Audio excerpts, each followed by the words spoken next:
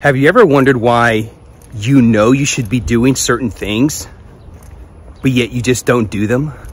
So many times I talk to people and they say, oh yeah, I know I need to do this to lose weight. Or yeah, I know I need to be doing this thing to see progress. I just don't know why I don't do it. Which goes to show that knowledge is not always power. Because you hear that, knowledge is power. Yeah, that's a half-truth. Because you know you should be doing certain things, you know you should be eating certain ways, you know you should be exercising, you know that you should be working, you know that you should be spending time with your family, X, Y, and Z, but yet you don't do them. Have you ever thought about that? Here's why I think that is. Number one, everything starts with an experience. What Robert Bly calls the wound. We all will encounter the wound. This wound, for some, will be a physical wound. For some, this may be a psychological wound. Maybe you were physically abused, maybe you were emotionally abused. You had some sort of life experience. That's where it all starts. And based on that life experience, you begin to tell yourself a story. And here's the interesting thing about the story. Two people can have the exact same experience, but yet tell themselves two separate stories, setting them on two separate paths in life. Path number one is the depressed path. That's the woe is me path. That is the path where all you can see is the wound. That's the path where you become the wound. That's all you can see. Everybody's against you. The second path is the path of ascension. This path, you fly beyond the wound. You don't take hold of the wound. You rise above the wound. You don't want to have anything to do with it. What does this look like? This is the guy that decides to work his ass off, make good grades, doesn't want anything to do with the wound. This was me for most of my life. But there's a third path, a secret path.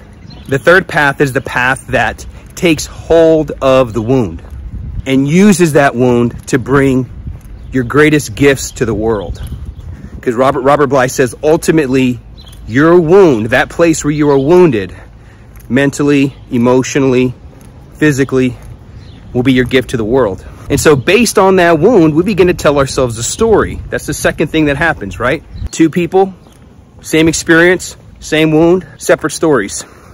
Based on that story that we tell ourselves, we create belief systems. We begin to develop a specific worldview. And based on that worldview, we develop internal resistance. And that's why you know what you should be doing, but yet you're not doing it. You know that to get better at Jiu-Jitsu, you should be going to class more often, but yet you're not doing it.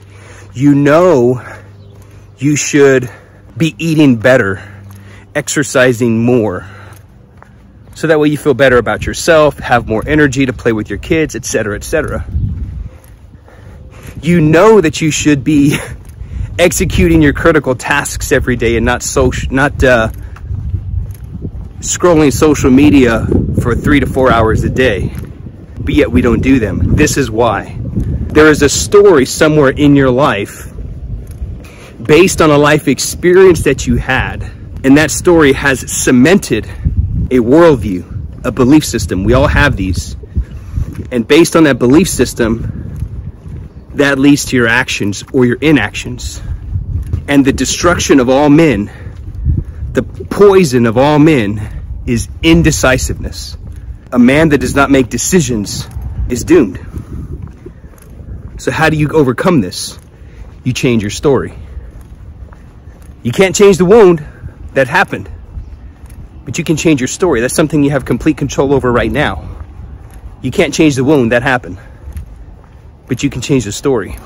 And that's exactly what I coach my men through in our program, Better Man Blueprint.